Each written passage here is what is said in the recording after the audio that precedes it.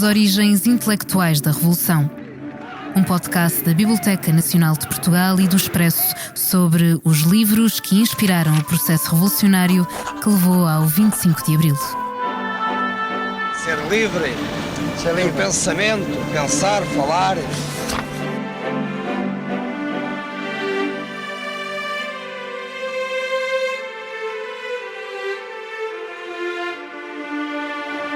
Viva a liberdade! Viva a liberdade! Viva! Viva a liberdade!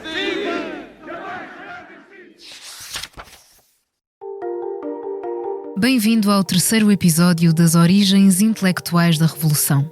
Neste debate vamos focar a nossa atenção nos livros de História e de Ciências Sociais que abriram caminho ao 25 de Abril.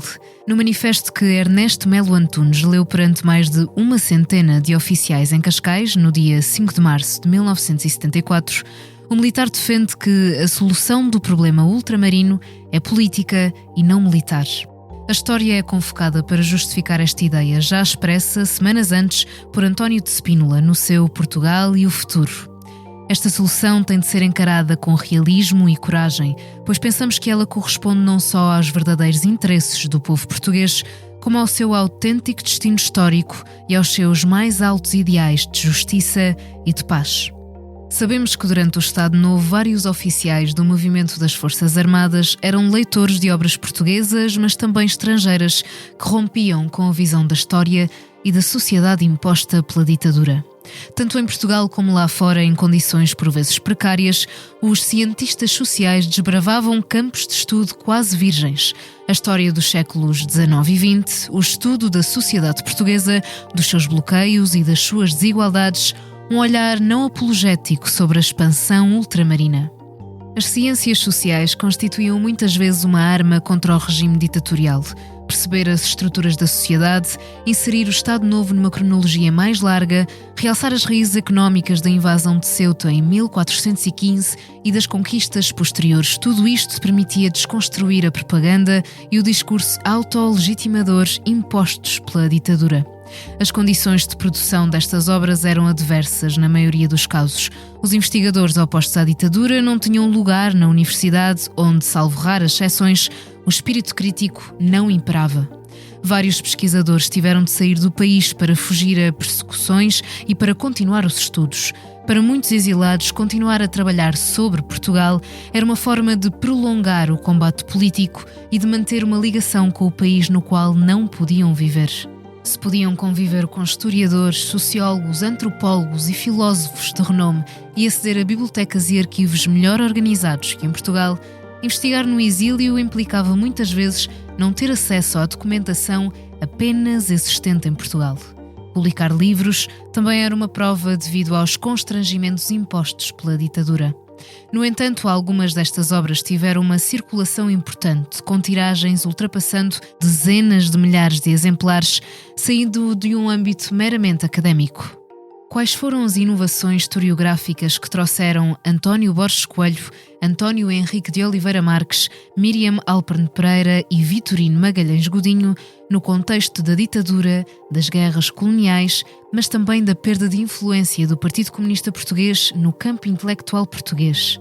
Como pensaram a história de Portugal num período de crescimento acelerado da industrialização, de êxodo rural e de abertura do país aos estrangeiros, por via da imigração, da expansão do turismo e da abertura ao capital estrangeiro? Como é que os sociólogos e antropólogos abordaram uma sociedade que conhecia profundas mudanças em poucos anos e que recepção tiveram as suas obras nas vésperas do 25 de Abril de 1974?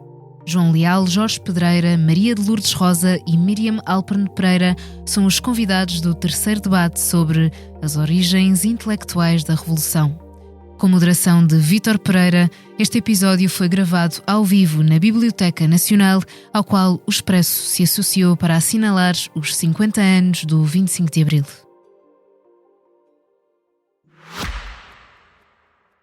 Este podcast Expresso é só um de muitos que pode ouvir no site do Expresso ou na sua plataforma preferida. Histórias inspiradoras, os debates que importam, entrevistas exclusivas. Da cultura à política, da economia ao humor. Ouça onde e quando quiser. Fique a par das últimas novidades em expresso.pt/podcasts e nas nossas redes sociais. Expresso. Liberdade para pensar. Muito obrigado a todas e a todos de estarem aqui. Muito obrigado aos nossos convidados. Em poucas palavras, no texto da apresentação falámos de uma expressão que o Ernesto Melão Antunes coloca no manifesto do MFA, do 5 de março de 74, onde ele fala no autêntico destino histórico de Portugal, para justificar a ação que vai acontecer no 25 de Abril do MFA. E nós sabemos, pelas várias memórias que foram publicadas, que muitos dos oficiais do MFA leram livros de história, livros de sociologia, livros de economia, política, e por isso nós quisemos juntar esse ciclo de debates das origens intelectuais da Revolução, os livros de história e ciências sociais, muitos deles publicados fora, na Inglaterra, em França, em Portugal, e mostrando, nem todos, mas como muito, eram livros que participaram na resistência contra o Estado Novo, que o saber era uma forma de lutar contra o Estado Novo, compreender como é que o Estado Novo tinha implementado e como o Estado Novo tinha conseguido durar 48 anos. Por isso nós fizemos essa escolha. Obviamente todas as escolhas, e a professora Miriam Alpen Pereira disse-me que houve um esquecimento, não é propriamente esquecimento, que é o livro de Vítor de Sá, mas obviamente todas as escolhas são, entre aspas, subjetivas.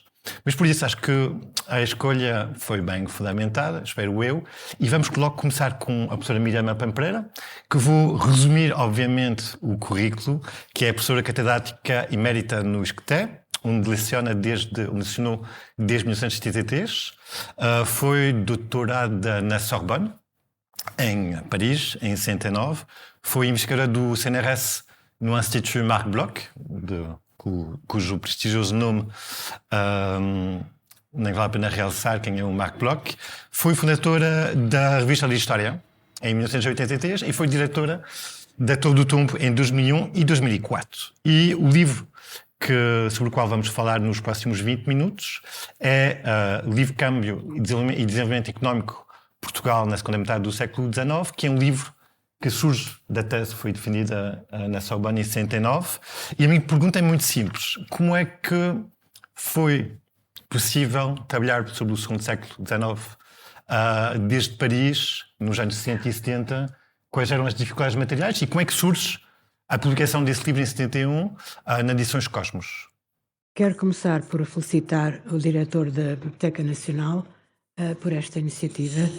Realmente as origens intelectuais do 25 de Abril é um grande tema e que até hoje não tinha sido abordado, pelo menos de uma forma tão completa. Nunca será completa, como é evidente, como tudo na vida, mas é uma primeira, uma grande abordagem que me parece muito prometedora. Agradeço ao Vítor Pereira ter escolhido o meu livro, a mim, para participar nesta sessão. É uma grande honra, evidentemente, porque ver-me a mim própria como tendo tido alguma importância no movimento 25 de Abril é alguma coisa que eu acho que nunca tinha pensado.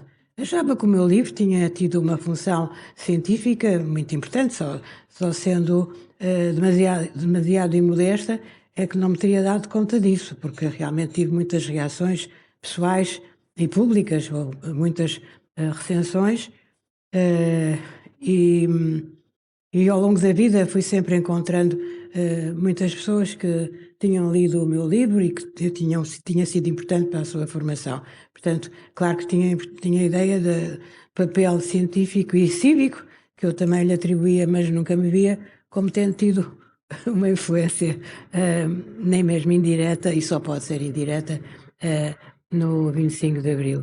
No entanto, é verdade que, recordando algumas conversas ao longo do tempo, me lembro que a única vez que tive na minha presença mesmo um dos heróis principais do 25 de Abril, o Otelo de Carvalho, quando ele ouviu o meu nome, disse logo que tinha lido o meu livro. Eu fiquei admiradíssima. Embora ele, nas memórias dele, refira de facto que a literatura tinha tido importância na sua formação cívica e política, mas eu nunca me tinha colocado nesse conjunto de obras. Portanto, Agora, respondendo mais diretamente à sua pergunta, Vítor Pereira, como é que foi possível fazer o livro a partir de Paris? Bom, eu tinha começado a fazer uma tese de licenciatura em que estava, em certa medida, o embrião da minha tese, depois veio a ter outra dimensão. Mas, portanto, tinha uma ideia das fontes, que já tinha um bom levantamento de fontes. Nesta altura isso era um enorme problema. Mesmo em Portugal, não era em Paris em particular, não havia bibliografias do século XIX, nem de livros, nem de fontes, e, portanto, realmente, nesse aspecto foi muito difícil. Mas em Portugal teria sido também igualmente difícil. A distância teve alguma importância, mas queria começar por dizer que estar em Paris foi um benefício extraordinário. Foi um deslumbramento frequentar os seminários da Escola Prática de Altos Estudos, como então se chamava a atual Escola Superior de Estudos Sociais. De facto, eu tinha-me habituado na Faculdade de Letras a não ouvir os professores. Tornei-me muito mal ouvinte. Ainda hoje não sou muito boa, mas fiz um grande esforço em Paris para conseguir ouvir aquelas pessoas tão interessantes que dirigiam aqueles seminários. E fui uma grande frequentadora de seminários, não só dos que eram obrigatórios, mas de outros. Por exemplo, eu segui, sempre que achava necessário, segui um seminário de matemáticas para as ciências sociais. Era uma coisa que nem se falava em Portugal, a qualquer nível. E que foi muito útil, claro, como senão não conseguia fazer este livro. Eu não fazia ideia, eu não tinha aprendido estatística, não tinha ideia de que era importante. Aliás, tinha tentado ter umas aulas de matemática, mas não tinham, a professora não tinha percebido o que eu precisava. Não havia tradição nesse aspecto. E, portanto, foi realmente um grande benefício e foi um deslumbramento os professores e as bibliotecas. A Biblioteca Nacional de França, ou as Sainte-Geneviève, são uma coisa absolutamente extraordinária. E a Sorbonne, claro. Pela bibliografia geral, mas também pelo que havia sobre Portugal. Porque justamente havia muita coisa sobre Portugal. Há muita coisa sobre Portugal. Sabe-se que fala-se muitos manuscritos foram roubados pelos franceses, entre aspas, que não sei se foram ou não, é uma história, não a conheço bem. Bom, mas não, havia um sistema de intercâmbio, a partir de meados do século XIX, havia um sistema de intercâmbio institucional. E, portanto, as estatísticas portuguesas existem em França, existem na Biblioteca Nacional, uma parte, e existem na Biblioteca da Estatística. E outras coisas, não só as estatísticas. Há os livros do Perry, não os inquéritos, mas há o mais conhecido, a geografia, e, bom, não vou estar a enunciar, mas há coisas tão inesperadas como o recenseamento geral do gado. Para quem leu o meu livro sabe que isso, surpreendentemente, a mim também me surpreendeu, mas o recenseamento geral do gado, o primeiro que foi feito em 1870, foi uma coisa notável, porque falava da agricultura, e era isso que me interessava. Bom, de qualquer maneira, é claro que... agora, a propósito do intercâmbio, uma coisa que eu me pergunto é o que é que aconteceu nas instituições portuguesas no mesmo período. Porque, como sabe, nas instituições portuguesas não há nada sobre os outros países, ou quase nada. A Biblioteca Nacional é uma Biblioteca Nacional no sentido muito limitado da palavra. O que é que fizeram? Porque as coisas chegaram lá, porque também houve intercâmbio e também mandaram para cá. Eu acho que deitaram fora. Porque também não admito que estejam aí guardadas em algum sítio e não estejam catalogadas por são estrangeiras. Acho isso que é excessivo. O que é que aconteceu na estatística? Na Biblioteca Nacional, na Biblioteca da Estatística. Porquê é que não estão lá as estatísticas de outros países? É estranhíssimo. Hoje não tem importância porque temos a internet e está uma grande parte das coisas, uma grande parte, mas não tudo, está digitalizado.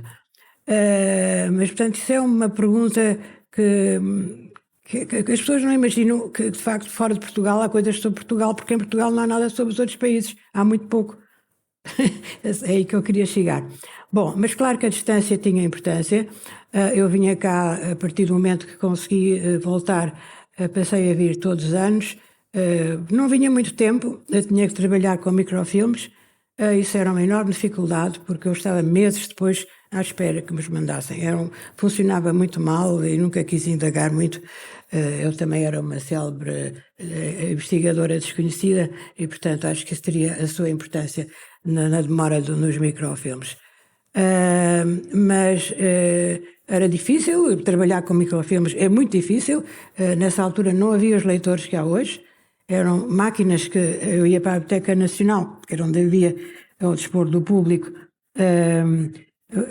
eram projetadas as imagens na mesa, portanto tinha que se trabalhar numa semi-obscuridade. Era muito cansativo para a vista e muito difícil também para tomar notas, e não havia fotocópias nesta época, muito menos a partir dos microfilmes.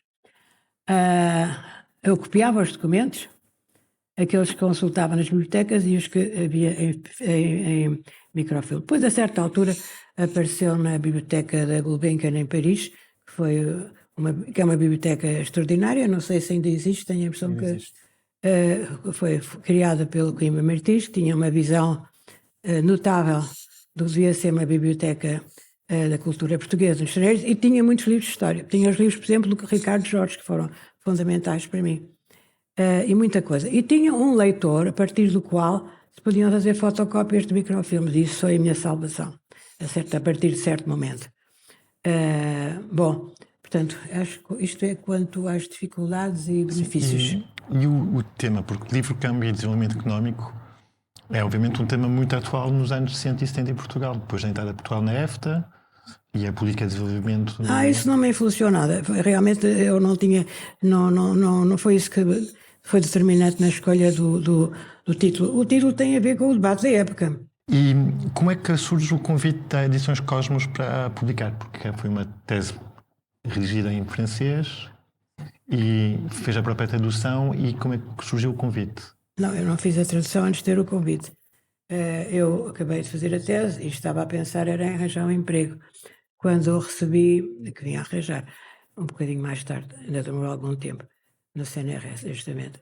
Mas, entretanto, assim que eu acabei de fazer a tese, passado muito pouco tempo, eu recebi um cartão do professor Vitorino Magalhães Coutinho, com quem eu estava regularmente em contacto, e que me tinha orientado, no princípio, antes de eu me ir embora para a França, me tinha orientado para a Escola Prática de Altos Estudos, que era uma coisa cuja existência nem se conhecia em Portugal. Nem se conhecia, nunca tinha ouvido falar de tal instituição. E depois mantive sempre em contacto, e ele escreveu-me um cartão a dizer que o Albert Silbert, professor, tinha estado no meu júri de doutoramento, lhe tinha escrito uma carta a falar bem da minha tese, e portanto ele perguntava-me se eu queria publicá-la nesta coleção. É claro que eu fiquei encantada, porque esta coleção tinha um prestígio enorme. E disse que sim, pronto, e foi assim. E foi muito bom ter o Manuel Rodrigues como editor.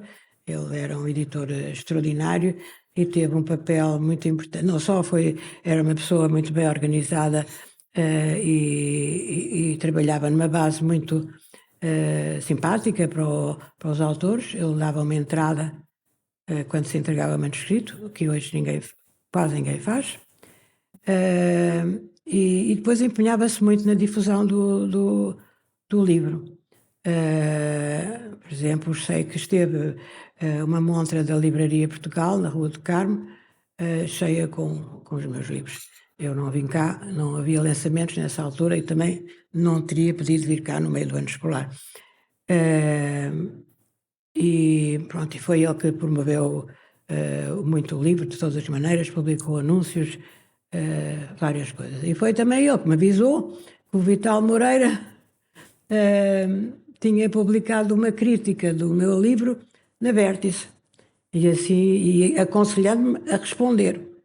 Eu não assinava a Vértice, eu pertencia ao grupo da Seara Nova, assinava a Seara Nova desde estudante e não fazia ideia nenhuma. Portanto, lá mandei... ele mandou-me, parece, umas cópias da crítica e pronto, eu lá respondi. Depois ainda houve uma tréplica, ele ainda me respondeu, mas eu tinha dito que já não, só respondi uma vez. Isso está publicado. E agora já nos encontramos, ele e eu, só muito recentemente, há um ano e tal, no lançamento conjunto de 2 livros de cada um, e divertimos a falar disso. E resolveram o debate? Com certeza, claro. Na altura ele acusou-me, posso dizer, de não ser marxista e pertencer ao grupo Zanal, para ser sintética. E eu respondi, mostrando que conhecia muito bem o marxismo e que gostar também do Zanal não era nenhum crime. mais ou menos, foi o essencial do que eu me lembro de que escrevi, porque eu também nunca mais tornei a ler esses textos. E houve outras recepções do livro? Houve outros... Sim, houve muitas. Houve de todos os jornais daquela época, mais ou menos, que eu me lembro. Houve uma crítica do Joel Serrão. Eu trouxe até umas fotocópias, umas imagens, porque não me lembro onde é que as coisas saíram. Houve uma do Ruben Anderson, tinha sido meu professor de liceu. Tem uma coisa que diz recensões. Estas digitalizações são imagens que eu arranjei para a exposição que houve aqui sobre o meu livro, quando o livro fez 50 anos, durante o Covid. Eu diria que estávamos todos de máscara nas fotografias. Eu tenho a ideia que saiu... Não me lembro agora dessas duas, mas saíram muitas. Saiu uma também na Seara Nova, que eu não consegui localizar, porque não me lembro do autor. Era uma recensão conjunta do meu livro e do livro do Magalhães Godinho, que saiu mais ou menos na mesma altura. E quem defendeu a tese mais ou menos na mesma altura, no mesmo ano e mais ou menos com uma diferença de semanas, foi realmente o Vítor Sá, que era muito mais velho que eu e que realmente foi uma pessoa muito corajosa, que foi para Paris aos 50 anos fazer uma tese de doutoramento, o que na altura era realmente muito raro. E pronto, e eu realmente acho que o livro dele, concordo ou não se concordo, isso é outra coisa. Eu até confesso que não concordo em muita coisa, mas acho que foi um livro marcante, muito importante, e sobretudo teve uma enorme influência, e é isso que também se tem que ver, porque aqui estamos a falar de influências, não é? De impactos dos livros. Teve muito mais edições que o meu livro, acho eu. O meu livro só teve 2 edições, e a segunda edição demorou-me bastante tempo, até porque, não porque o livro estivesse vendido mal, mas porque o editor, o Manuel Rodrigues, demorou-me tempo a dizer que não tinha capacidade para reeditar, porque ele nessa altura já estava no fim da vida e estava a fechar a editora, mas não conseguia dizer que não, e eu tinha uma dívida para com ele. Portanto, também não conseguia aceitar outra proposta, que já tinha há algum tempo, porque estava nesse impasse. E falou de seminários. Havia muita troca de ideias entre jovens e menos jovens portugueses que estavam em França, à volta, por exemplo, do Caderno de Circunstância, ou também havia trocas com pessoas específicas da Espanha, como o Pierre Vilar, por exemplo? Eram pessoas com quais discutia ideias? Não, porque eu não os conheci. Conheci o Fernando Medeiros, mas o Vila Verde não. Sabia que ele existia, mas não o conheci. Eles são mais novos que eu e frequentaram a escola prática muito depois de mim. Porque, entretanto, andaram noutras vidas, não é? E, além disso, tiveram a tirar licenciaturas e eu fui diretamente para o doutoramento. Portanto, isso também terá sido uma das razões porque não nos encontramos na escola nem em seminários. O único seminário em que eu encontrei o de português foi um seminário que eu frequentei de livre vontade, como outros, depois da minha tese, que foi não, depois da minha tese ou ainda durante? Não, ainda durante. Ainda não tinha acabado a tese. Com um seminário de Silver, em que só éramos 2 alunos, o Vítor Sá e eu. Era um bocadinho dramático, porque se o outro faltasse, era complicado. Nunca faltámos, acho que eu não me lembro. Fizesse sol, chuva, neve, nunca faltámos, para não deixar o nosso querido Silver ali sozinho. E até foi assim que eu conheci o Vítor Sá, que tivemos um bom convívio. E aí, sim, aí discutíamos muito, era o único espaço. Portanto, eu durante muito tempo tive uma vida um bocado solitária, de um ponto de vista historiográfico, digamos. Não tinha com quem falar das coisas que estava a estudar. Mas isso continuou a acontecer quando eu voltei, porque também não havia muita gente a estudar. E esta biblioteca era um sítio, não digo sinistro, mas triste, porque a sala estava sempre não tinha muito pouca gente. Eu estava habituada que ou chegava em França, ou chegava à Biblioteca Nacional às 9h30 da manhã, ou tinha que tirar uma senha e esperar até ao meio-dia, quando as pessoas começavam a sair para o almoço. Era que chegar aqui e encontrar a biblioteca a qualquer hora, com muito pouca gente, era triste, de facto. Muito obrigado.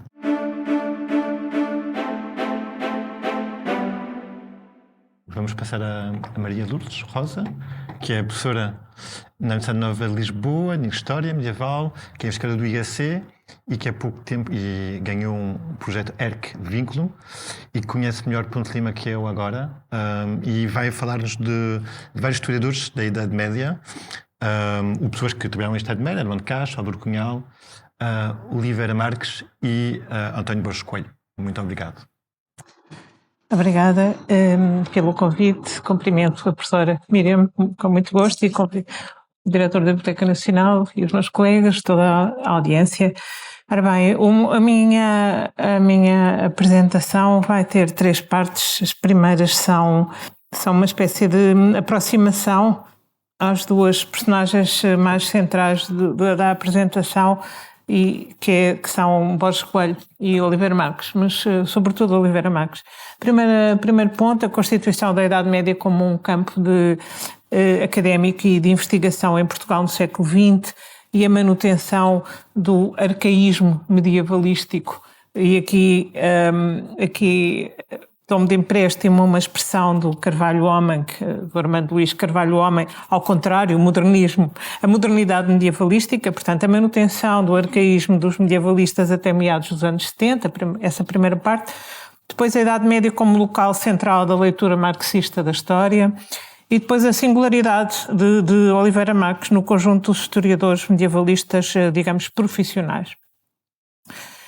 E a primeira parte é realmente importante passar por ela, embora brevemente, porque nós percebemos que esta especialização dos medievalistas, e não só em Portugal, é bastante tardia, não é? Basta dizer que a autonomização da história medieval em relação à história antiga, à história moderna, e portanto as outras 2 também, só se deu em 1911, com as faculdades de Letras de Lisboa e Coimbra. No curso superior de Letras estava tudo junto. Depois, em 26, isto são sucessivas reformas, 26 e 30, houve uma redução do tempo letivo da história medieval, bastante acentuado. Aliás, houve também a junção das licenciaturas de História, Geografia, História e Filosofia. E depois, e isto manteve-se em 1957, há um aumento significativo do estudo da história medieval, que muitas vezes também passou pela história da cultura medieval, que tinha normalmente eclesiásticos a ensinar, nesta reforma de 57, e depois em 68, com José Armando Saraiva, manteve-se praticamente igual. Portanto, os currículos, os programas, o tempo letivo eram muito diminutos e muito limitados. A partir de 74, que eu aqui basicamente não tratarei, mas de 74 a 78 vigoraram nas 3 faculdades de letras, então já havia Porto, currículos que eram votados internamente e que eram ratificados pelo Ministério, e a história medieval variou de peso. Já quanto aos doutorados em história medieval, como diz também o Carvalho Homem, numa datação elástica, os especialistas, nós não temos especialistas desde antes da Segunda Guerra Mundial, lecionavam múltiplas cadeiras, não apenas história medieval, e praticavam o que eles chamam poligrafismo temático e epocal. A lecionação da história medieval de forma contínua só começou com Virginia Rao a partir de 52 na Faculdade de Letras da Universidade de Lisboa e precisamente assistida a partir de 57 por Oliveira Marques. Não vou aqui tratar das questões, não vou aqui tratar de Coimbra e do Porto para não alongar, mas a situação não diferia muito, a não ser um pouco em Coimbra, mas pela via da erudição eclesiástica, uma vez que a Faculdade de Teologia tinha sido extinta em 1911 e vários professores tinham entrado na Faculdade de Letras da Universidade de Coimbra, desenvolvendo a erudição, a paleografia, a diplomática, basicamente sobre documentos medievais. Os programas ministrados eram, como diz então Carvalho Homem, eram arcaicos, digamos, e apenas os temas eram sempre os mesmos, a primeira Idade Média, a Baixa Idade Média, no fundo o encerramento do Mediterrâneo, o Pirreno um pouco e Cláudio Sanches Albornoz, e em Lisboa aí realmente o magistério da Virginia Rao e do Oliveira Marques marcou uma diferença. Apareceram um conjunto de temas que não tinham aparecido até então, e que eram inspirados na bibliografia mais atual, sobretudo francesa, claro, naquela altura. E a frequência dos congressos internacionais de ciências históricas, uma coisa que agora parece arcaica, mas que era fundamental. Mas, como diz Carvalho Homem, isto era o máximo da modernidade medievalística. apenas muito mais tarde o desenvolvimento do medievalismo em temáticas atualizadas não é remontável aos meados do que à década de 70. Meados da década de 70. Portanto, um panorama de lecionação, de programas, de temas, de dedicação dos professores, doutoramentos, etc., muito incipiente. Enquanto isto, nestas 3 centros de saber, lá fora, a sociedade fervia e estava a anos-luz do ensino oficial nas universidades. E aqui entramos na segunda questão. Como foi central, isto depois aparecerá também na história dos medievalistas profissionais, como foi a questão central para a historiografia de esquerda era a Idade Média como local fundamental para a leitura marxista da história, precisamente porque testemunhava a transição entre os modos de produção feudal e capitalista, permitia verificar, através da ascensão, do estudo da ascensão da burguesia, como a luta de classe era o motor da história. Em Portugal havia incidências específicas, como 1383-85, como uma revolução burguesa, numa leitura diversa de António Sérgio. António Sérgio já tinha falado um pouco disto, mas o Álvaro Cunhal, que aliás qualifica o António Sérgio de forma derisoria, como vários outros, não é? E que insere a revolução burguesa no arranque do modo de produção capitalista. Depois, a natureza dos descobrimentos como eram então chamados, não é? Em múltiplos aspectos, a contestação da evangelização, a contestação da missão civilizadora, o retomar da causa económica do Jaime Cortesão e outros, quando se começou a diversificar a ideia das causas para a expansão, mas a causa económica é retomada em chave de leitura marxista. E depois também outro tema, a origem do sistema colonial português, visto como momento negro, e no caso do Brasil, que já não era uma colónia, desde há um século e meio, era a discussão sobre as causas do atraso do desenvolvimento. Havia no Brasil, de resto, e na Argentina, uma historiografia específica sobre o tema, antes e depois de Portugal começarem a surgir escritos sobre isto, que tinha a ver com o questionamento do luso-tropicalismo e que colocava no tipo de colonização portuguesa o ónus do atraso no desenvolvimento. E, finalmente, outro tema também muito caro aos historiadores dos quais vou falar, as minorias étnicas e os perseguidos, os judeus em especial. E aqui é muito importante destacar 2 pessoas, sobretudo a primeira, não eram historiadores, mas foram extremamente importantes no desenvolvimento destes temas. Álvaro Cunhal, que escreveu um livro, As Lutas de Classe em Portugal no final da Idade Média, a primeira versão do segundo semestre de 1950, depois foi publicada em língua francesa em 67 e em português só depois do 25 de Abril. E esta obra não tinha pesquisas de fontes, não tinha um conhecimento da historiografia, fundamentava sobretudo na crónica de Dom João I, na crónica de Fernão Lopes, e tinha, o que lhe interessava aqui era uma aplicação, digamos, da inteligibilidade marxista a esse período de viragem, tentando caracterizar 1383-85, que até então era visto como uma crise dinástica, e nesta chave nacionalista, que remonta quase a Santa Cruz de Coimbra, passando por diferentes configurações. Portanto, contestando esta visão, que era meramente uma questão política, uma crise dinástica, Álvaro Cunhal fundamenta a tese que ocorreu uma revolução burguesa, mas numa versão muito mais aprofundada de António Sérgio.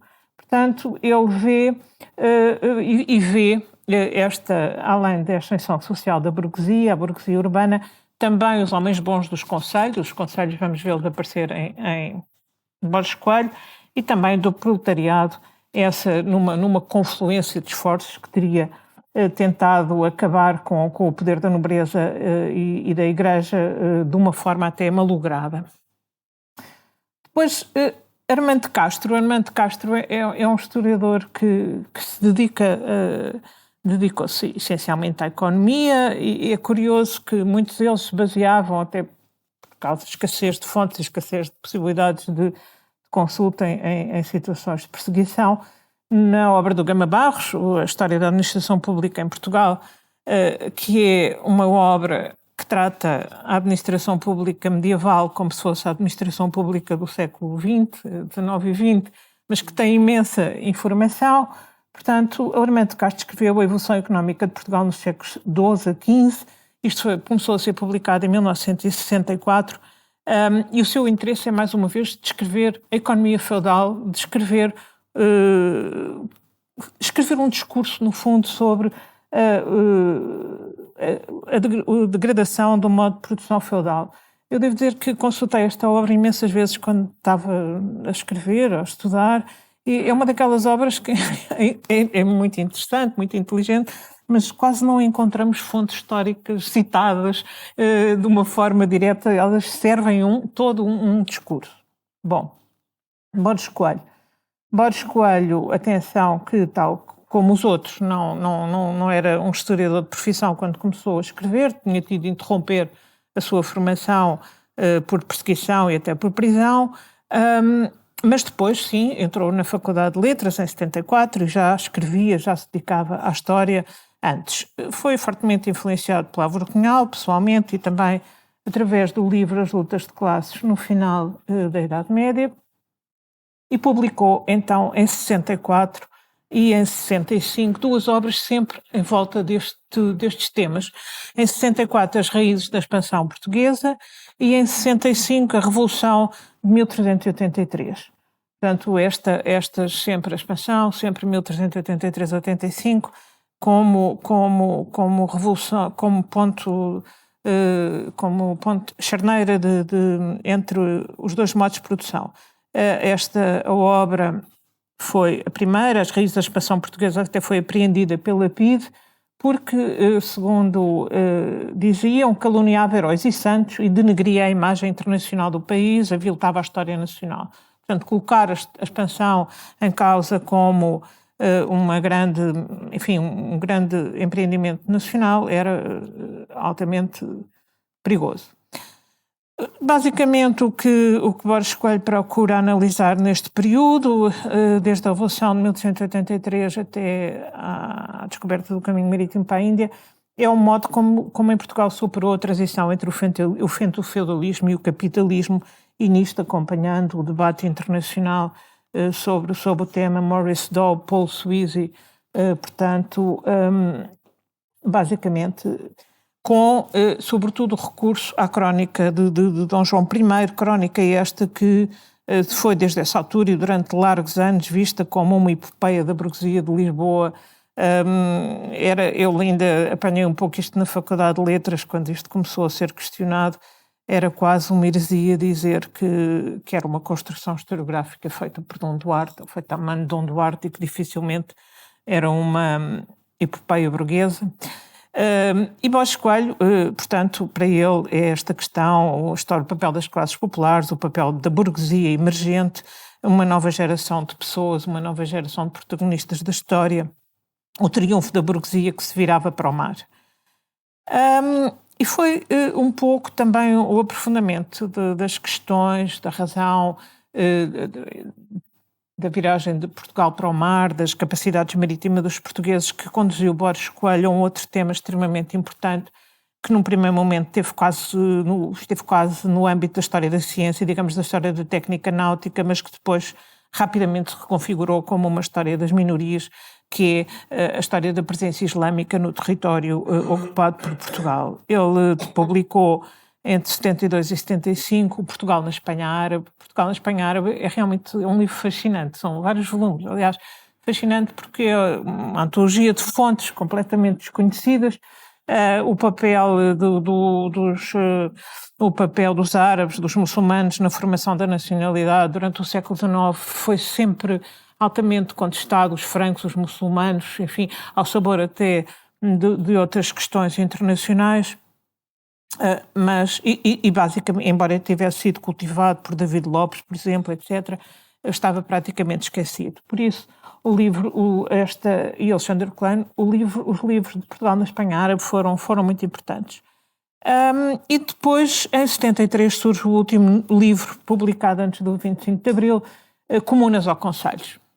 Mais uma vez, pegando na questão das comunas, o universo concelhio representava como o florescimento burguês, uma autonomização face aos poderes feudais, a velha ideia que as comunas eram um espaço de liberdade, quando, na verdade, a historiografia acabou por mostrar que genericamente não eram, e que os concelhos portugueses ainda menos seriam.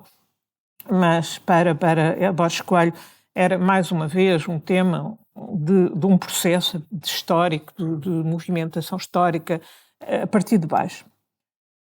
A partir do 25 de Abril, acede à universidade e dedica-se, na verdade, muito mais à história moderna do que à história medieval, mas sempre nesta linha, continuando a história dos perseguidos e dedicando-se especialmente aos judeus e à Inquisição.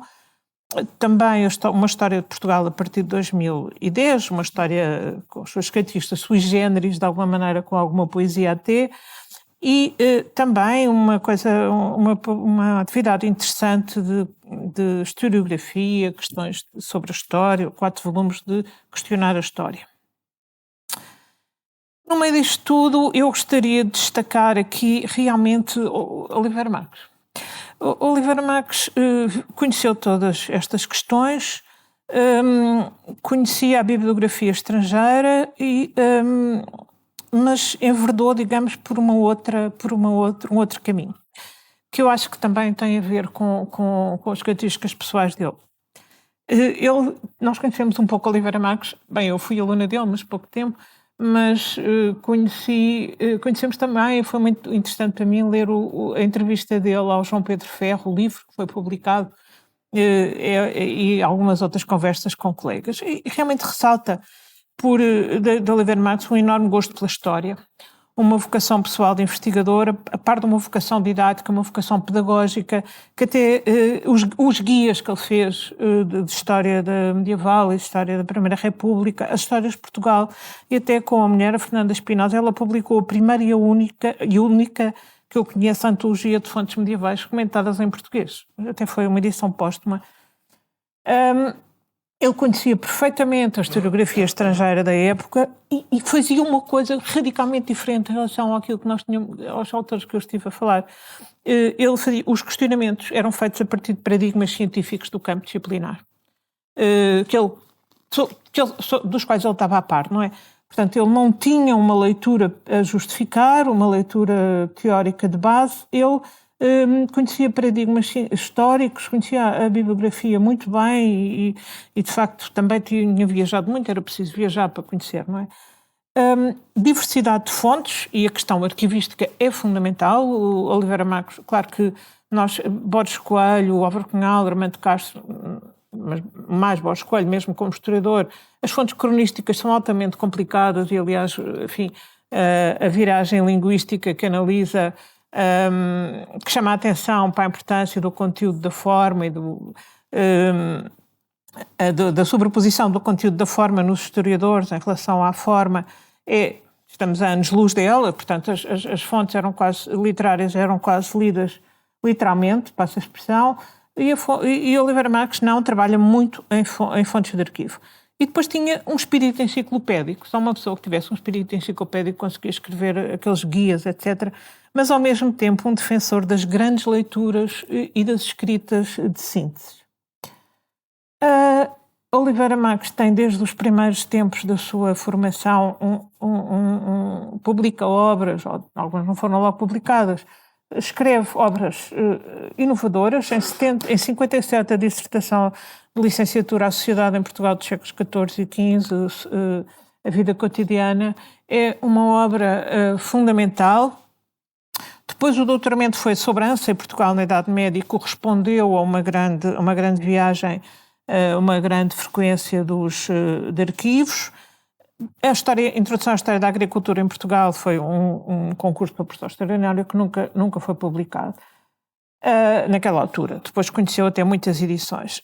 E para não demorar muito, eu queria chegar à história de Portugal, mas não queria deixar de dizer que nos anos 70 ele colaborou ativamente numa obra fundamental também, que é o Dicionário de História de Portugal do João Serrão, e que depois, então, em 72 e desde 67, até por circunstâncias complicadas da vida dele, ele foi convidado para escrever a História de Portugal. Esta história de Portugal teve um enorme impacto, não é? Ele tratava de todos os setores da história, digamos, tratava o presente, deu grande importância ao liberalismo. É curioso que é a Maria Helena Coelho que diz isto, mas é interessante. Reconquista foi sempre entre aspas, não é uma coisa woke agora, pelo visto Oliveira Martins já era woke também. Da importância de civilização e cultura muçulmanas, uma bibliografia atualizada, etc. Só para dizer, ela teve 15 edições e foi traduzida em inúmeras línguas.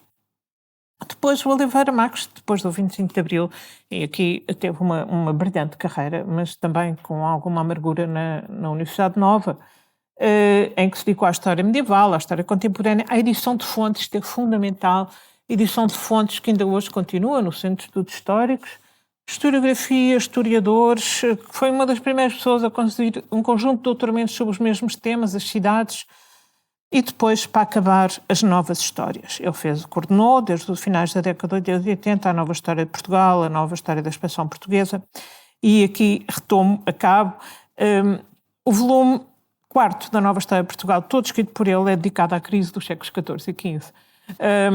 Manteve-se à parte da questão, conhecia perfeitamente todas estas leituras marxistas, mas manteve-se à parte delas de um ponto de vista de polémica, mas depois incorporou muitas ideias aqui e portanto, eu acho que Oliveira Marques compreendido, e todos estes historiadores, no fundo, quer dizer, de um lado ou do outro, eles procuravam explicar o que se estava a passar. Oliveira Marques procurou explicar do ponto de vista de um historiador, digamos, profissional. Muito obrigado.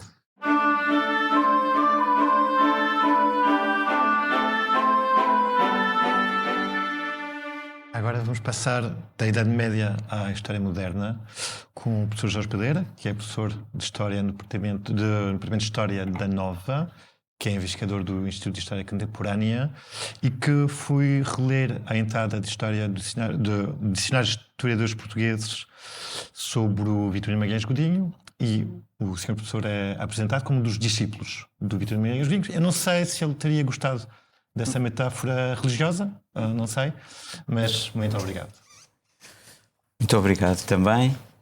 Em primeiro lugar, felicitar os organizadores pela iniciativa e agradecer o amável convite que me foi endereçado. É para mim um gosto falar sobre uma obra de Vitorino Magalhães Godinho. Não sei se sou um dos seus discípulos, em todo caso.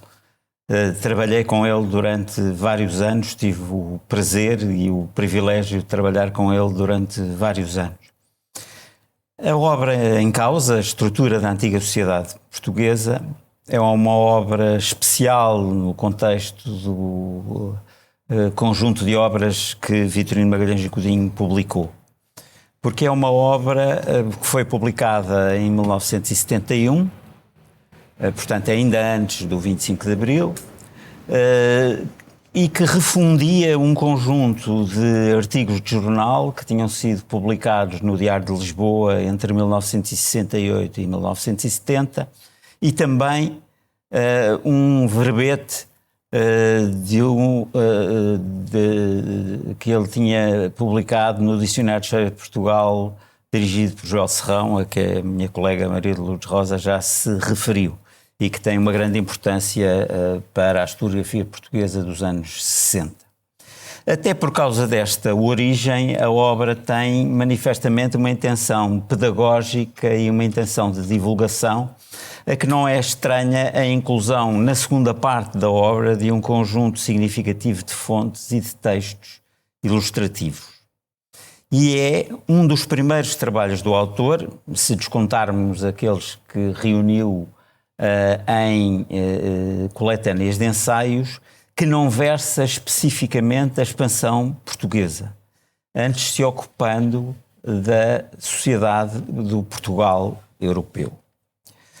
Os textos foram escritos numa época em que, depois de ter sido afastado da Universidade Portuguesa em 1963 por ter apoiado o movimento estudantil e por ter criticado a incompetência do diretor da escola em que lecionava, o professor Adriano Moreira, vivia fundamentalmente da sua atividade como autor, tradutor e organizador de edições.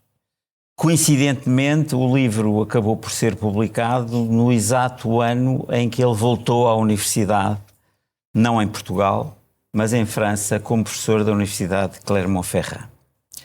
E era também um tempo, esta década de 60, finais da década de 60, um tempo de crescimento económico, de grande dinâmica económica, de transformações sociais significativas, que não são irrelevantes para a construção do livro. Embora, por razões óbvias, o questionamento das virtualidades dessas mudanças ficasse apenas de forma subliminar. A obra haveria de conhecer várias edições depois do 25 de Abril. Em 1975, em 1977, em 1980, e teve uma edição relativamente recente em 2019.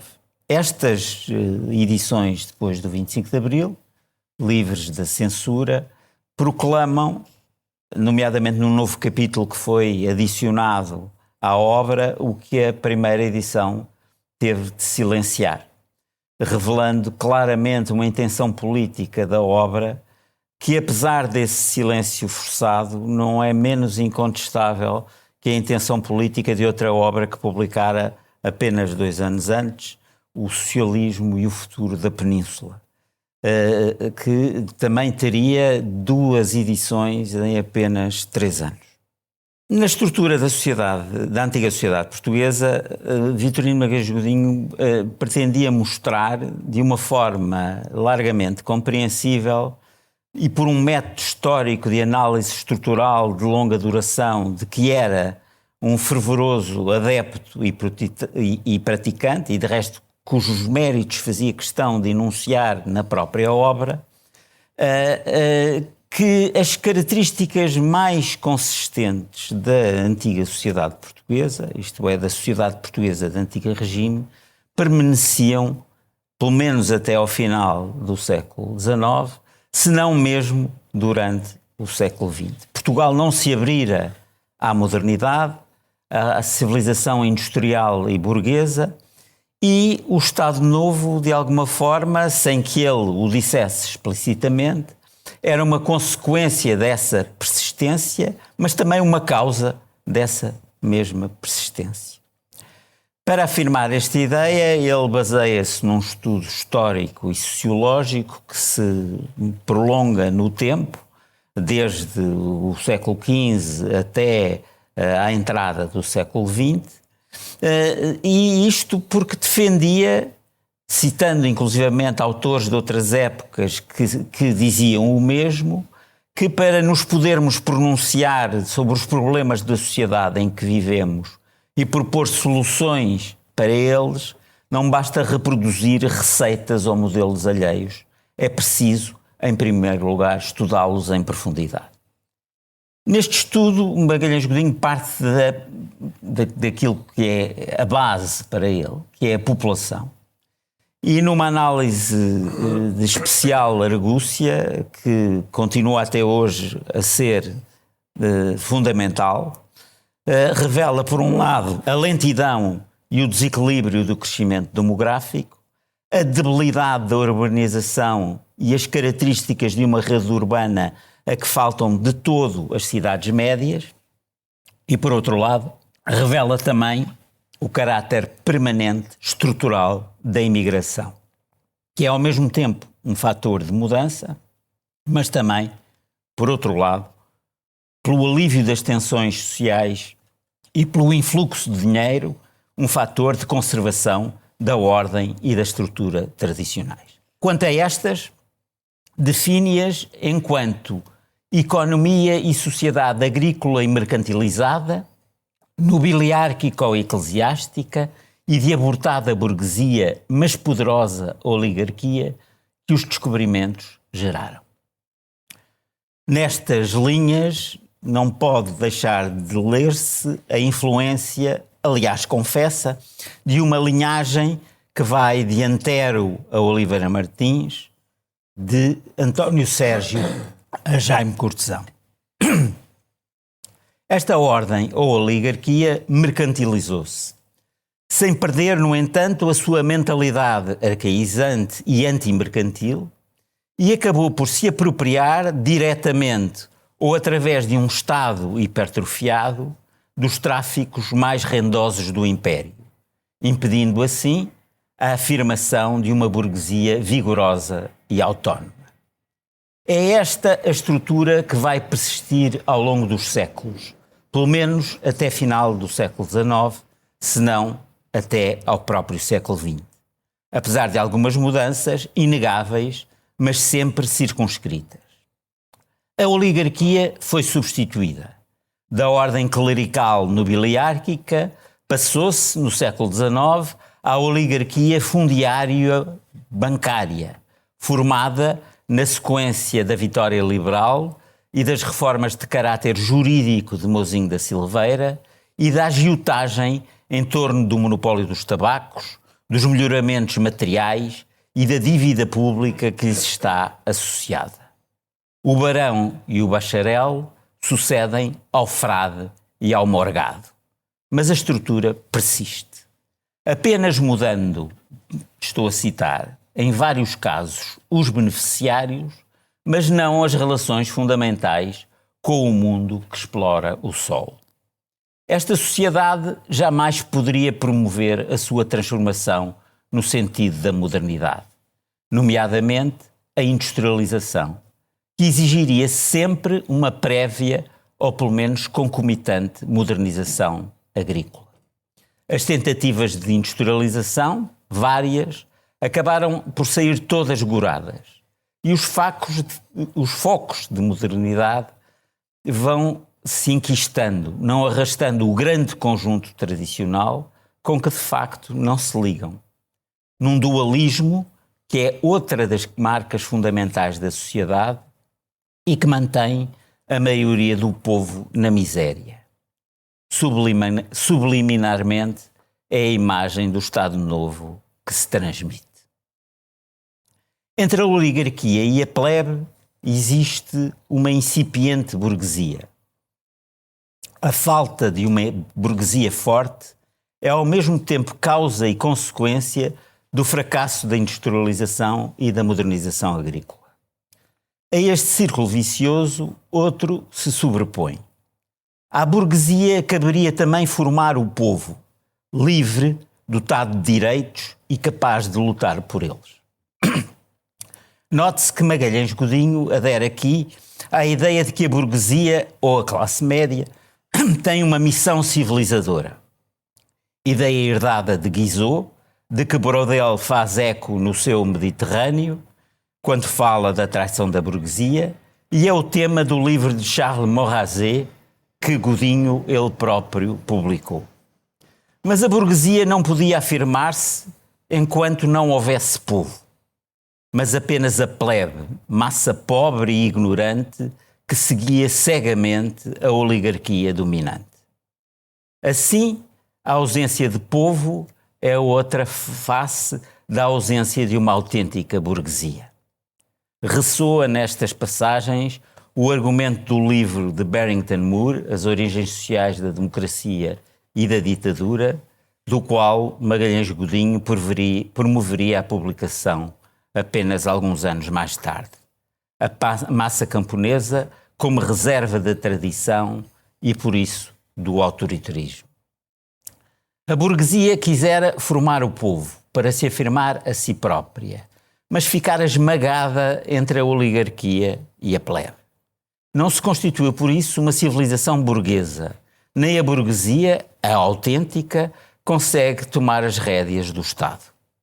Dessa débil burguesia emerge, apesar de tudo, um escolo. em grande parte formado devido a uma passagem pelo estrangeiro e por influência estrangeira. Mas mesmo quando lúcido e arguto, fracassa.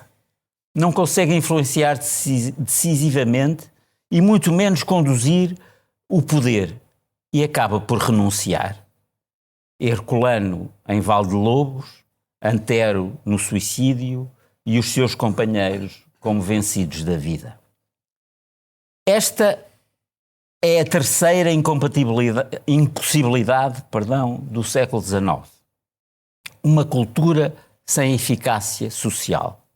As outras são as já iludidas impossível industrialização e irrealizada sociedade burguesa. Parece Magalhães Godinho querer interpelar a elite intelectual do seu tempo para não renunciar, para não resistir e para, graças ao estudo e à persistência, conseguirem transformar o país. Muito obrigado. Muito obrigado.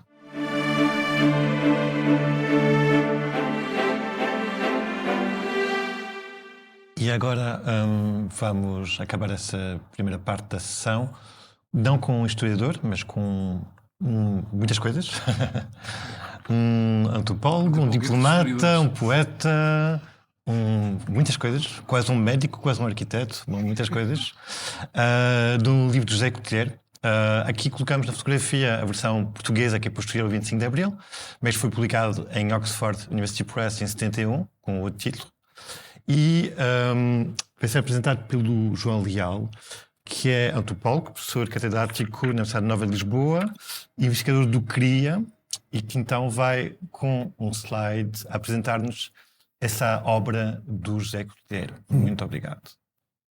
José Cotilheiro nasceu em 1934 e faz parte de uma geração de portugueses nascidos entre o final dos anos 20 e o início dos anos 40, que teve um papel extremamente importante na renovação da vida política e intelectual em Portugal. Não só fez parte dessa geração, como conheceu e era amigo de muitas das pessoas dessa geração. Tinha por isso aquilo que se diz hoje, que se chama hoje de capital social, um bom capital social. Foram vários os percursos dessa geração. A geração de que Cotilheiro fazia parte da política, como Jorge Sampaio, as artes visuais, como Gerardo Castelo Lopes. Esta fotografia que está aqui é uma fotografia dos irmãos Cotilheiro. Este é José Cotilheiro à esquerda, tirada justamente pelo Gerardo Castelo Lopes, que tirou também as fotografias da edição inglesa de 1971 de A Portuguese Royal Society. Outros seguiram ali, dedicaram-se à literatura, como Cardoso Pires, outros ao ensaísmo, como Alçada Batista, e quase todos eles, eu deixei muitos de fora, quase todos eles terão carreiras de sucesso e tornar-se-ão os rostos principais de uma elite intelectual jovem, crítica do regime e apostada na renovação política e cultural do país. Quanto a Cotilheiro, optou em 63 pela antropologia e por Oxford, onde concluiu a licenciatura em antropologia e realizou em 1968 o seu doutoramento, resultante de uma pesquisa conduzida em Vila Velha, que é o pseudónimo de Reguengos de Monsaraz, no Alentejo. No mesmo ano, isto é, em 68, já com o doutoramento na mão, o Jorge Dias propôs ao Instituto de Alta Cultura a sua contratação para o Centro de Estudos de Etnologia, o que não foi atendido, e propôs também a sua contratação para o ISCSPU, voltamos a encontrar o ISCSPU e o Adriano Moreira, propôs também a sua contratação para o ISCSPU, o que mais uma vez também não foi atendido, neste caso muito provavelmente por influência direta de Adriano Moreira. Por isso Cotilheiro continuou em Inglaterra, onde deu aulas em Oxford e em Londres, antes de, a partir de 74, se dedicar à carreira diplomática, que viria a preencher a sua vida até ao seu falecimento em 2020. Entretanto, em 71, a sua tese seria editada em livro, intitulada Portuguese Royal Society, com fotografias, como eu já disse, do Gerardo Castelo Lopes e do seu irmão, João Cotilheiro, que só seria traduzida em Portugal em 1977. Portanto, os livros em análise, na realidade, este é o único que tem uma edição portuguesa em 77. Apenas sai em 71 a edição inglesa. A razão para essa tradução tardia parece dever-se ao temor da censura, da apreensão do livro, mas isso não impedirá Cotileiro de publicar, antes de 74, 2 artigos a partir do seu trabalho de campo em Vila Velha. Logo em 71, ele publicou o prefácio à edição portuguesa de Honra e Vergonha, Valores das Cidades Mediterrânicas. Esse prefácio, no fundo, trabalha com estas 2 categorias a partir da sua experiência de campo em Vila Velha. E em 72 publicou um artigo na Análise Social, que era fundada e dirigida por Adério de Cedas Nunes, intitulado, antecipa no fundo o título do livro, Ricos e Pobres no Alentejo, uma análise da estrutura social, e que é um dos capítulos da Portuguese Rural Society. E ficamos a saber numa nota de rodapé esse artigo que a tradução portuguesa do livro, envolvendo não apenas a editora Sada Costa, mas também o Gabinete de Investigações Sociais, o atual ICS, se encontrava já então muito adiantada, mas depois o livro só será editado em 77. A importância de Ricos e Pobres no Alentejo pode ser vista sob 2 prismas. Um mais estritamente disciplinar, prende-se com o lugar dessa obra nas ciências sociais portuguesas anteriores a 74, em particular na antropologia, e o outro prisma, mais lato, tem a ver com o tema deste ciclo de debates e prende-se com o lugar político que esta obra ocupa no Portugal anterior a 74. Começando pelo lugar de Ricos e Pobres no Alentejo, uma vez que é o título português da obra, nas ciências sociais portuguesas anteriores a 74, e mais especificamente ao seu lugar na antropologia. A antropologia em Portugal possuía em 71 uma longa história que, digamos, remontava aos anos 70 do século XIX, sendo que essa história é marcada por 2 constantes, não é? Por um lado, a preferência esmagadora dos etnógrafos, dos antropólogos, pelo estudo das culturas populares de matriz rural, e, por outro lado, a predominância de um discurso em modo pastoral que valorizava positivamente as comunidades e as culturas camponesas e que eram vistas como sendo ameaçadas pelos processos de modernização, encarados estes negativamente. A partir do final dos anos 50, talvez um outro traço seja de reter, a par destes 2 que eu indiquei, enquanto que na Europa e nos Estados Unidos a antropologia moderna é a expressão que os antropólogos aplicam à antropologia que se desenvolve a partir de 1920 e até 1980. Não é? Enquanto, como eu digo, nos Estados Unidos e na Europa a antropologia moderna e as suas principais correntes teóricas renovavam profundamente o estudo das sociedades camponesas europeias, em Portugal foi muito reduzido o impacto dessas novas orientações. E José Cotileiro, em conjunto com 2 outros autores que escreveram também nos anos 60, a Joyce Riegelhaupt, uma antropóloga norte-americana que fez o seu trabalho de campo em São João das Lampas, e Colette Callier-Beauvert, uma antropóloga francesa que fez o seu trabalho de campo em Castro de Laboreiro, vão mudar este estado de coisas. O objeto preferencial de estudo destes 3 antropólogos continuam a ser as comunidades rurais, mas o olhar que pousa sobre elas é agora muito, muito diferente. Esse olhar passa a ser construído, por um lado, a partir das principais correntes teóricas da antropologia moderna, respectivamente nos Estados Unidos, a Joyce Riegelhaupt, em França, Colette Callier-Beauvert, bastante influenciada pelo estruturalismo, e em Inglaterra, José Cotileiro, muito influenciado pela antropologia social mediterranista inglesa. E, portanto, no fundo, com a obra destes 3 autores, foram os critérios metodológicos e teóricos da antropologia moderna que, no fundo, chegaram a Portugal. Foram eles que introduziram modernidade na antropologia portuguesa. No caso de Ricos e Pobres no Alentejo, esses critérios eram, como acabei de sugerir, os critérios metodológicos e teóricos da antropologia social mediterranista inglesa, cuja preocupação central era a organização social das comunidades camponesas do Mediterrâneo e os seus sistemas de valores, e era uma antropologia também marcada por preocupações analíticas, diríamos hoje um bocado orientalistas, com aspectos que diferenciariam essas comunidades rurais mediterrânicas das suas congéneres do Norte. Por exemplo, o patrocinato, tema de resto abordado pelo Cotileiro, ou as noções de honra e vergonha, tema também abordado pelo Cotileiro. Portanto, e então essa orientação geral e estes 2 temas são particularmente importantes nos Ricos e Pobres no Alentejo. Há outras coisas importantes na obra, mas é por aí que se constrói o diálogo de Cotileiro com a antropologia mediterranista inglesa. Por outro lado, o olhar que estes antropólogos modernos pousavam sobre a ruralidade deixou para trás a abordagem em modo pastoral anteriormente prevalecente na antropologia portuguesa, que retinha, como disse, de forma muito positiva, os aspectos mais arcaicos e mais tradicionais das comunidades rurais portuguesas, e significou, no caso de Riegelhaupt, uma atenção muito grande à influência dos modos e estilos de vida urbanos em meio rural, aquilo que os antropólogos norte-americanos chamavam o folk-urban continuum. Traduziu-se, no caso de Carlier-Boisvert, no foco que ela colocou no estudo da imigração em Castro Laboreiro, um assunto que até então não tinha sido tratado pela antropologia portuguesa.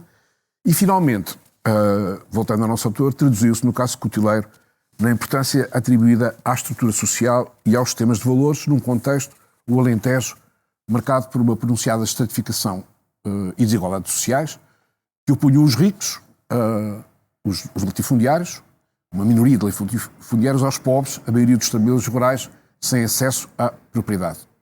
Daí o título, Ricos e Pobres no Alentejo. É neste ponto que eu acho que nós podemos passar do lugar de ricos e pobres no Alentejo, nas ciências sociais, em particular na antropologia portuguesa, antes de 74, para o lugar que esta obra, para o lugar político que esta obra ocupa no Portugal anterior a 74. De facto, ao privilegiar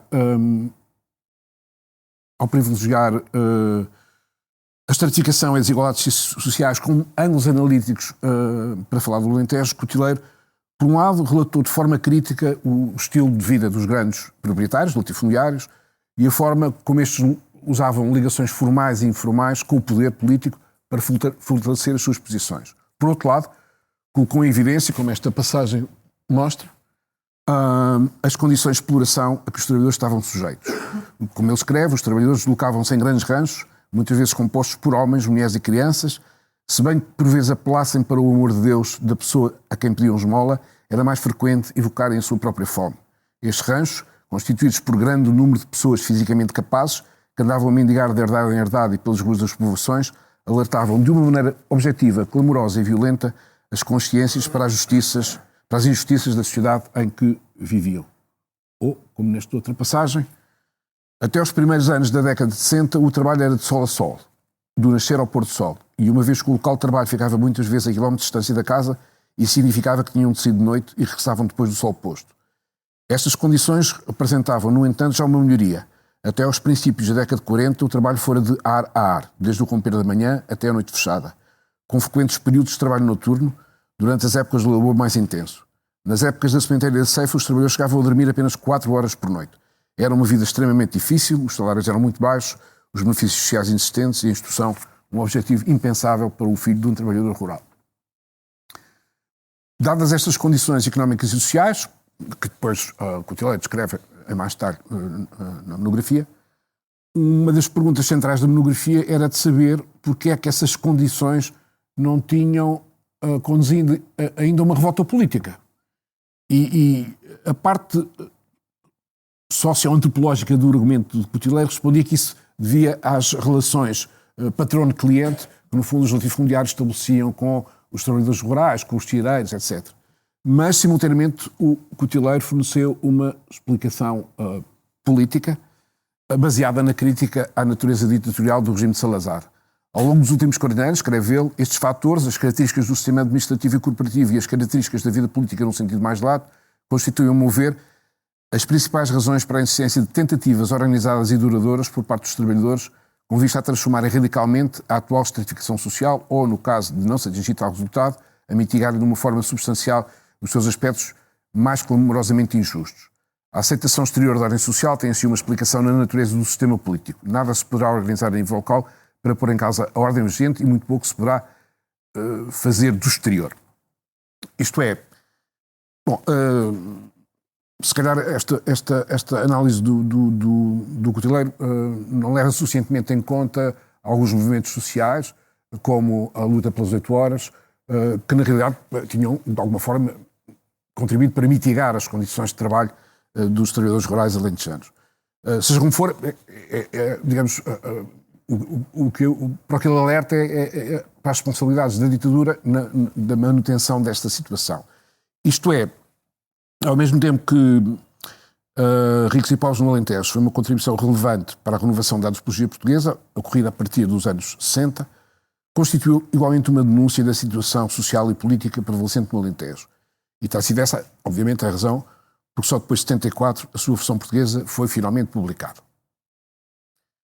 Não obstante a sua importância, e aqui entra em diálogo com o título deste debate, a tipológica e política, Ricos e Pobres no Alentejo terá a curto prazo impactos limitados, tanto no campo das ciências sociais como no campo político, por assim dizer. Até 77, a circulação de Ricos e Pobres no Alentejo terá de facto sido restrita, uma vez que só a sua versão inglesa estava disponível. No campo da antropologia, até ao final dos anos 70, também não havia muito espaço para a circulação do livro. Embora existisse desde 1968 uma licenciatura em antropologia no então ISCSPU, a sua orientação privilegiava contextos etnográficos não europeus ou mesmo coloniais. Ou não fosse o ISCSPU, chamar-se ISCSPU, Instituto Superior de Ciências Sociais e Política Ultramarina. Logo a seguir, a 74, a situação mudou com a criação de cadeiras de etnografia ou etnologia portuguesa, na renovada licenciatura em antropologia do renomeado ISCSP, Instituto Superior de Ciências Sociais e Políticas, mas, como sabe, 2 anos depois o ISCSP seria encerrado pelo então Ministro do Partido Socialista, Sr. Tomé Alcardia. Foi por isso necessário esperar pelas novas licenciaturas em antropologia criadas na FCSH e no ISCTE, no final dos anos 70 e no início dos anos 80, para que, beneficiando já da tradução portuguesa do livro, de 77, este pudesse circular, digamos, mais amplamente no meio universitário. Quanto à, vamos chamar, circulação política de Ricos e Pobres no Alentejo em 74, ela pode ter sido, apesar de tudo, mais ampla. Mas eu só posso falar, de facto, a partir da minha recordação pessoal. Não tendo feito, propriamente, um estudo sobre a recepção da versão inglesa de Ricos e Pobres no Alentejo. Só posso falar a partir da minha recordação pessoal. É que o livro vinha acompanhado da fama de uma fama que beneficiava, que era a fama de um livro proibido. E por isso não tinha sido traduzido, não é? Mas eu, pessoalmente, nessa altura nunca vi o livro fisicamente e, portanto, não o li. Só depois é que li a versão inglesa e depois a versão portuguesa. De qualquer forma, dele dizia-se e comentava-se que, eu lembro-me dessas conversas, que era um livro muito crítico em relação à situação social no Alentejo, ainda por cima escrito não por um político oposicionista, mas por um antropólogo doutorado em Oxford. Era por isso um livro muito falado, embora eu suspeite que não tão lido quanto falado. De qualquer forma, as características algo limitadas da circulação de Ricos e Pobres no Alentejo não obstam a que se possam dizer do livro pelo menos 2 coisas. Primeiro, o livro é, independentemente da sua circulação na altura, uma denúncia particularmente bem documentada da situação social vivida no Alentejo antes de 1974. Segundo, não é de esquecer, penso eu, o lugar de onde essa denúncia vem. Ela não vem do espaço político do Partido Comunista Português, o partido que mais se bateu no terreno contra as condições de vida impostas pelos latifundiários aos trabalhadores agrícolas, não vem de nenhum escritor neorrealista, também não vem dos engenheiros agrónomos do Instituto Superior de Agronomia, cujos inquéritos haviam alertado para as dificuldades da agricultura portuguesa e para as difíceis condições de vida daqueles que trabalhavam a terra, vem, como referi no início, de alguém que fazia parte de uma elite intelectual relativamente jovem, crítica do regime e apostada na renovação política e cultural do país. E nesse sentido, a despeito da sua limitada circulação antes de 74, pode-se dizer que Ricos e Pobres no Alentejo faz mesmo assim parte das raízes intelectuais da Revolução. Testemunha do alargamento para setores sociais mais jovens ligados à classe média, no fundo a geração da crise académica de 62, de uma consciência crítica em relação às profundas desigualdades sociais e à exploração dos trabalhadores agrícolas prevalecente no Alentejo. Obrigado. Muito obrigado.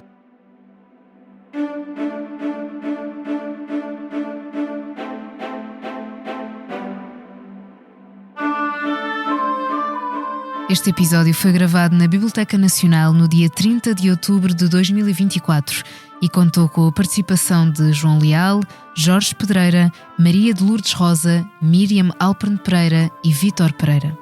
A sonoplastia esteve a cargo de João Luís Amorim, com o apoio de Ricardo Rito e Paulo Lourenço. Voz off de Teresa Amar Ribeiro, coordenação de Joana Beleza, direção do Expresso de João Vieira Pereira e direção da Biblioteca Nacional de Diogo Ramada Curto. As Origens Intelectuais da Revolução é um podcast enquadrado na comemoração dos 50 anos do 25 de Abril.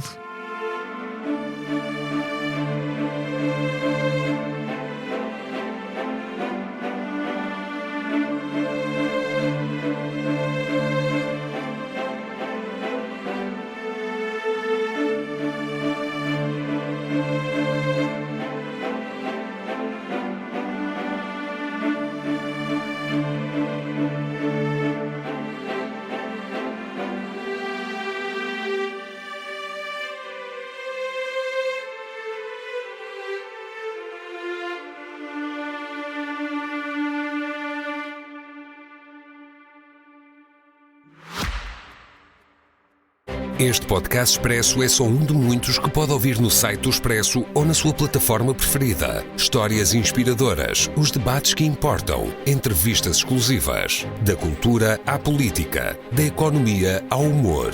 Ouça onde e quando quiser. Fica a par das últimas novidades em expresso.pt/podcasts e nas nossas redes sociais. Expresso. Liberdade para pensar.